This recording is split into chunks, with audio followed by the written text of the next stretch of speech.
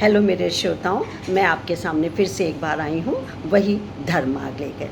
जी हाँ दोस्तों, मेरे मित्रों या जो भी मेरे श्रोताएं हैं उनके लिए संदेश यही देना होता है कि मानव प्राणी ने यदि जन्म लिया है तो उसे कुछ ऐसे अच्छे कर्म करने चाहिए या अपनी अच्छे विचारों को आत्मसात करना चाहिए और अंदर का जो हमारे रोग है, व्याधि है या हमारे अंदर की जो चिंता है, कष्ट है, उसको निकाल फेंकने के लिए हमको धर्म का मार्ग अपनाना बहुत ज़रूरी होता है।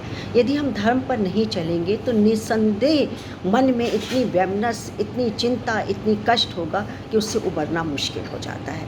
तो यूँ ही हमारे वेद, शास्त्र, पुराण, उपनिषद नहीं बने हैं, महाभारत और रामायण या गीता नहीं बनी, भगवद गीता नहीं बनी है। संदेश देती है कि धर्म सबसे ऊपर है, अंधविश्वास नहीं। धर्म का मतलब आचरण की शुद्धता, संस्कार से जिया जाए तो हमारे अंदर का जो एक विकार है वो निकल जाता है और पूरा शरीर और मन हमारा शुद्ध हो जाता है।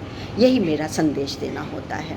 तो मैं पहले अपना परिचय दे दूँ। मैं डॉक्टर मंजू जैन, मेरा आपको नमस्कार है और मैं retired associate professor from SN degree college Kanpur. तो आज भी उस संग्रह में से मैंने आपके लिए एक धार्मिक विचार निकाला है। तो धर्म मार्ग के अंतर्गत मैं धार्मिक और आध्यात्मिक ही पोस्ट भेजती हूँ। जो छोटे छोटे प्रसंग होते हैं, सारगर्भित विचार होते हैं, उनको ही प्रेषित करती हूँ। तो चलिए, आज का शीर्षक है समर्पण की भावना और इसको हम तक पहुँचाया है श्री वेद प्रकाश मिश्र जी। मिश्र जी, आपका बहुत बहुत नमस्कार और धन्यवाद कि आपकी बात मैं जन जन तक रखती हूँ। समर्पण की भावना क्या है ये जानते हैं। सृष्टि का सृजन, संयमन और संवर्धन मतलब उद्विकास, चलना और उसके बाद संहार करना, डायरेक्ट होना और संहार हो जाना, ये क्या है? सब कुछ समर्पण पर आश्रित होता है। समर्पण ही सकल संसार का संरचनात्मक एवं क्रियात्मक तत्व है। समर्पण ही सभी संबंधों का मूलाधार एवं सरसता का अंतर स्रोत है। समर्पण का यह भाव मानव हृदय में तभी उत्पन्न होता है जब वह अपने स्वत्व को पूर्णत्व एवं परमत्व में विलीन कर देता है।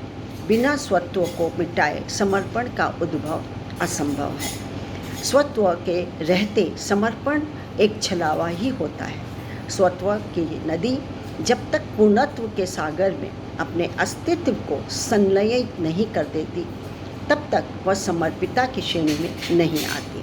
सची कहा गया है, बूंद समानी समुद्र में कई विधि खोजी जाए। क्या है? समुद्र में समाहित होकर भी बूंद यदि अपने स्वत्व के अस्तित्व हेतु सजग रहती है तथा व्यग्र हो निरंतर चिंतनरत रहती है तो समर्पण की आनंदना भूलती कभी भी नहीं कर सकती है। उसको चिंता लगेगी ना अपना अस्तित्व को खोजने के लिए। समर्पण के लिए जो आवश्यक भाव तत्व हैं उनमें श्रद्धा, आस्था, विश्वास, प्रेम, निष्ठा, लगन, अपनत्व, निरहंकारता, विनम्रता, प्रयत्नशीलता, उत्कट आदि प्रमुख हैं। जिसके लिए मन में श्रद्धा होती है और उसी परम श्रद्धेय के प्रति समर्पण की भावना भी जन्म लेती है। श्रद्धा और प्रेम के छोरों को छूती हुई भक्ति की संपूर्ण भावधारा समर्पण की भूमि पर अविरल प्रवाहमान रहती है। अच्छा समर्पक ही अच्छा भक्त होता है। कबीर, मीरा, सूर, तुलसी, विवेकानंद, रामदास, दयानंद, एकनाथ, चैतन्य महाप्रभु आदि अनेक संतों ने स्वयं को प्रभु चरणों में पूर्णतः समर्पित कर दिया।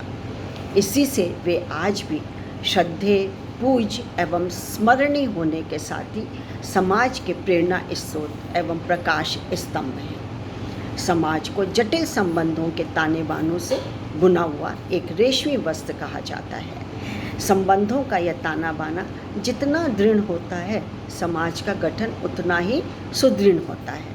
यह ताना बाना जितना व्यवस्थित होता है, समाज का परिवेश उतना ही सामंजस्यपूर्ण होता है।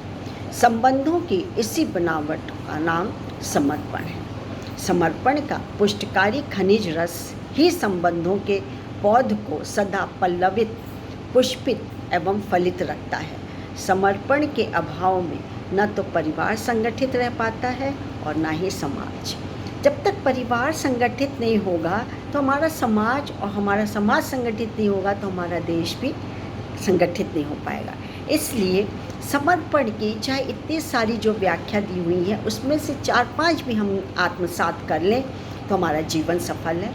परिवार खुशहाल तो समाज खुशहाल, समाज खुशहाल तो पूरा देश खुशहाल होगा। तो यही है समर्पण की भावना, जो कि आपको अच्छी लगी होगी। अच्छी लगे तो लाभान्वित भी होइए, आत्मसात करिए। खाली सुनने से नहीं होता है, उसको अपनाना पड़ता है, मेंटेन करना पड़ता है। तो आज के लिए बस इतना ही, और मैंने अपना परिचय आपको ही दिया, और आप मेरी प्रेरणादायक कहानियाँ भी सुन सकते हैं। प्रेरणादायक कहानी मंजू जैन के नाम से है, यूट्यूब पे आप निकालिए और लाभान्वित हो। आज के लिए बस इतना ही। फिर मैं एक नई सोच, एक नई धर्म मार्ग के साथ, जो कि आध्यात्मिक और धार्मिक विचारों पे बेस्ड होते हैं, आपके सामने लेकर के आऊँगी। तब तक के लिए नमस्कार, थैंक यू।